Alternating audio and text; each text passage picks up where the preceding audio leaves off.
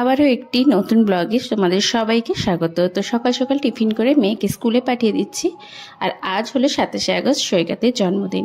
But 27শে August তো নবান্ন অভিযানের দাগ আছে, ওই জন্য সৈকত কোনো মতেই বাড়ি থাকতে পারবে না। এবং এরকম বহু জন্মদিনই আমরা কাটাই, বহু বিবাহবার্ষিকী কাটাই, যখন সৈকত আর আমি একসঙ্গে থাকতে পারি না।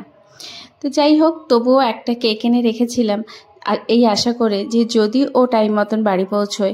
মেয়ে তো খুব বায়না করবে বাবার কেক কাটানোর জন্য। তো আলটিমেটলি ও বিকেল বিকেল বাড়ি চলে এসেছিল। তার আগেই মেয়ে স্কুল থেকে এসে বাবার জন্য একটু ছোট্ট মতন সাজিয়েছিল, যাতে জন্মদিনটা পালন করা যায়। বাবা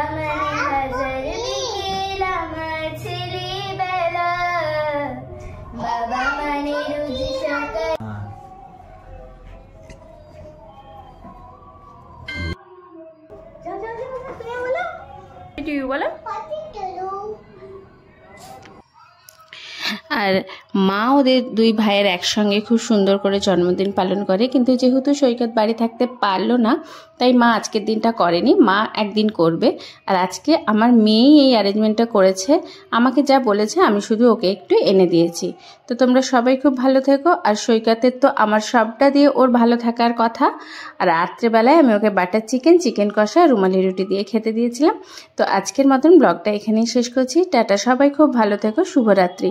আবার নেক্সট ব্লগ দেখার জন্য অপেক্ষা করো।